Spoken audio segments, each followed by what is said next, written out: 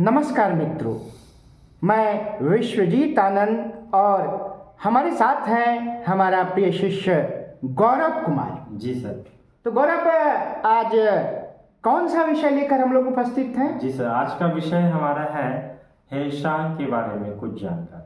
जी, ह्वेनसांग एक चीनी यात्री था। बिल्कुल जी सर, और हमें उनका सर जन्म और क्या उनका इतिहास है, उनका एक संक्षिप्त विवरण अपने शब्दों में दीजिए सर।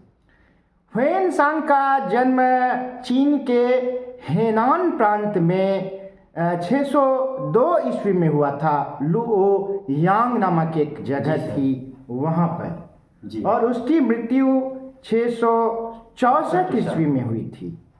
और कुछ प्रश्न करें गौरव? जी सर, उन हेनसांग जो थे वो भारत की यात्रा पर, जैसा कि इतिहास में दिया गया है कि वो भारत की यात्रा पर निकले थे, और उनका क्या भारत की यात्रा की और रुझान था, क्यों वो आए थे, उसका क्या लक्ष्य था, उसके बारे में कुछ बताइए सर। देखिए, ह्वेनसांग बौद्ध धर्म से संबंधित था। अच्छा।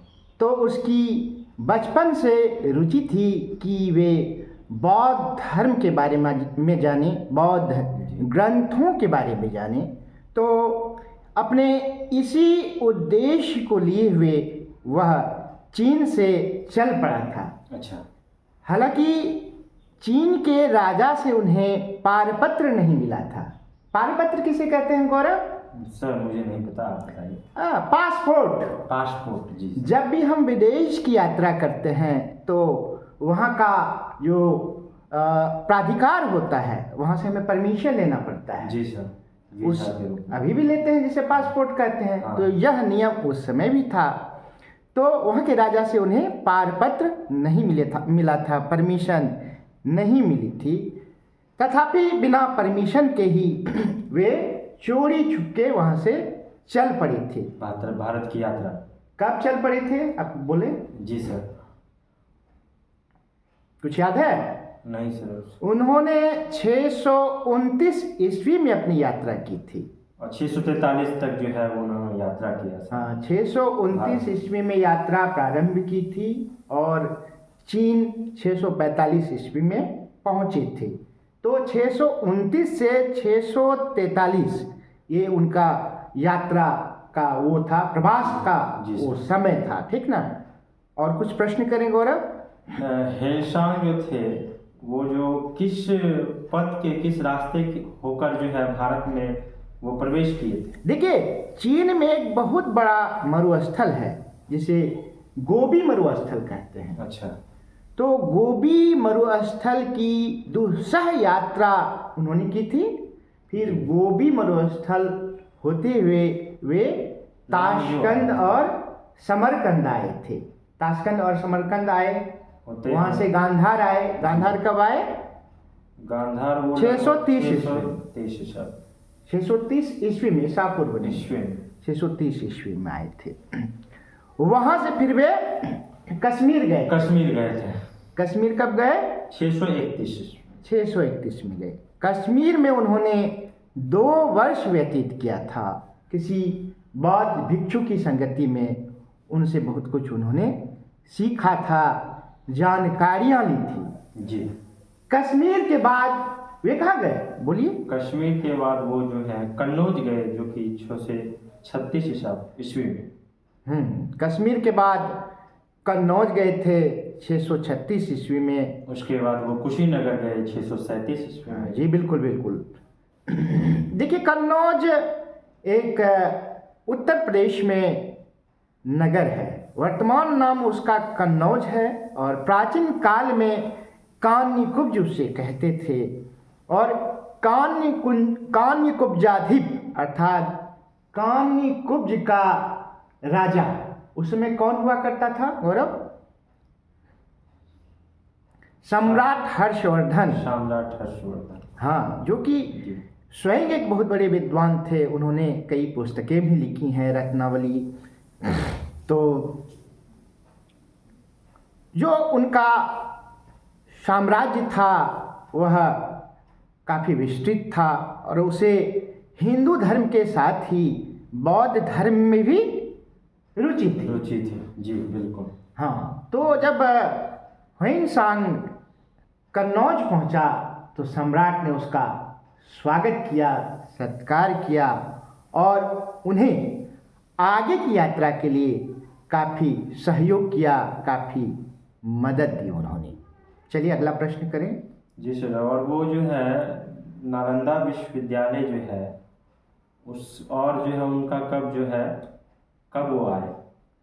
जी बिल्कुल, देखिए ह्वेनसांग उन स्थलों में रुचि रखता था जो भगवान बुद्ध से जुड़े हुए थे।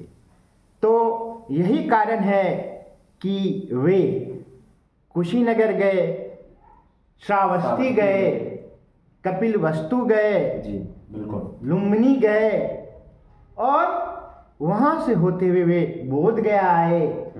नहीं, पहले पाटलिपुत्र आए, फिर बोध गया गए, बोध गया के बाद राजगीर गए, राजगीर के बाद नालंदा आए, अंत में नालंदा आए, ठीक ना, 637 ईस्वी में। जी सर। तो वहाँ एक विश्वविख्यात प्राचीन आवासीय विश्वविद्यालय हुआ करता था जिसका नाम था नालंदा विश्वविद्यालय, नालंदा महाविहार। तो वह किस लिए आया वहाँ पर? जैसा कि है ह्वेनसांग जो है वो देखने आए थे कि उनको कुछ ज्ञान की प्राप्ति।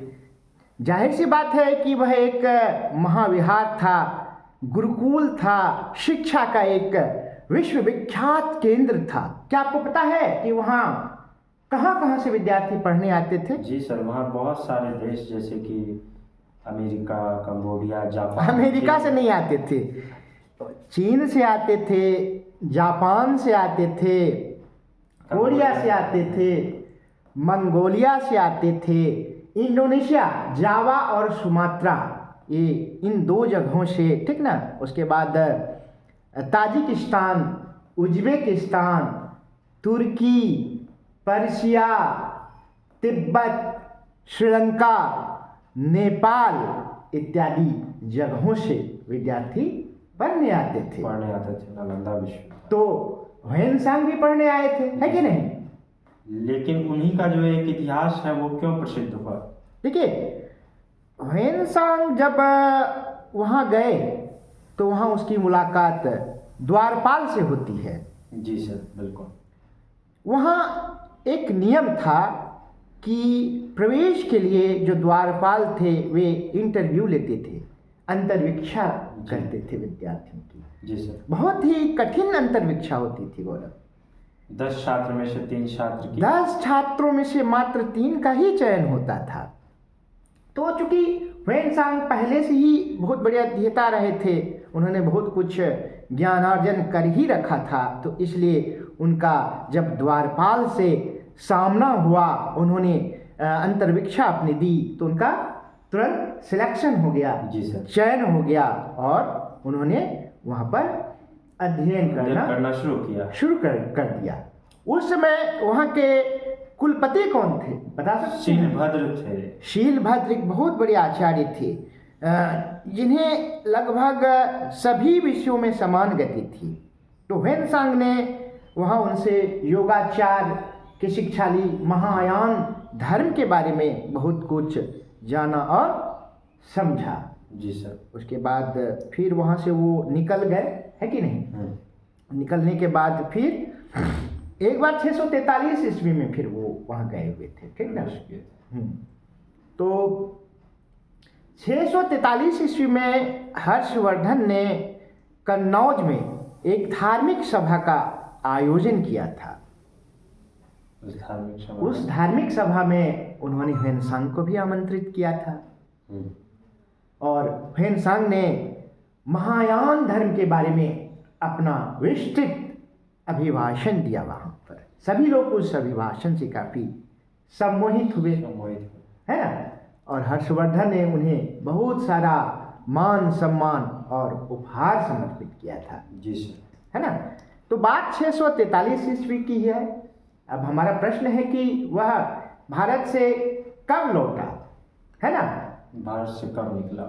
643 ईस्वी में। हाँ, 643 ईस्वी में ही। उसके फलस्वरूप जो है उसके बाद वो अपनी एक पुस्तक जो जब वह लौटने की योजना बनाया तो वो जो नालंदा यूनिवर्सिटी था वहाँ से उन्होंने 657 पांडुलिपियाँ अपने साथ लीं जी सर और 510 बक्सों में 150 अवशेष भी उन्होंने लिए और 20 घोड़ों में लादकर उन्होंने वापस चीन की यात्रा प्रारंभ की। वो पल्लवों की राजधानी थी कांचीपुरम, वहाँ से ही उन्होंने चीन की यात्रा प्रारंभ की और 2 वर्षों के उपरांत 645 में वे चीन पहुँचे। जब चीन वे पहुँचे तो वहाँ के राजा ने उनका बहुत ही स्वागत और सत्कार किया, काफ़ी प्रसन्न चित्त हुए। हालांकि उन्होंने पारपत्र नहीं दिया था, लेकिन देखा कि उन्होंने 16 वर्षों तक भारत में रहकर काफ़ी ज्ञान अर्जित किया है, इसीलिए काफ़ी प्रसन्न चित्त हुए और उन्होंने एक नौकरी भी ऑफर की कि आप हमारे यहाँ ही हमारे राज दरबार में ही नौकरी कर लें, लेकिन उन्होंने नौकरी को ठुकरा दिया। तो फिर उन्होंने क्या करना स्वीकार किया गौरव? अपने बारे में पुस्तक उन्होंने लिखी।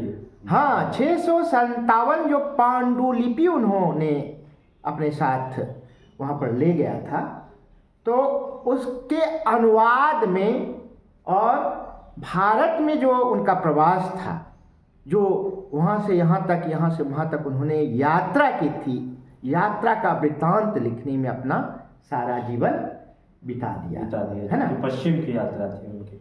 हाँ, उन्होंने इस यात्रा को अपनी एक पुस्तक में जगह दी है जी। उस पुस्तक का नाम गौरव क्या है? CUK, एकदम करेक्ट, जिसका अंग्रेजी अर्थ होता है the journey to the west. Yes, अर्थात पश्चिम की यात्रा, पश्चिम की ओर यात्रा, पश्चिम की ओर यात्रा, CUK। तो लगभग 74 पुस्तकों का उन्होंने अनुवाद भी किया था अपने जीवन काल में। 664 ईस्वी में तो उनकी मृत्यु हो गई थी। जी सर। तो उन्हीं अनुवादों से जो चीन में जो बौद्ध धर्म है वह काफ़ी सुदृढ़ हुआ, ठीक ना, खासकर महायान धर्म, ठीक ना।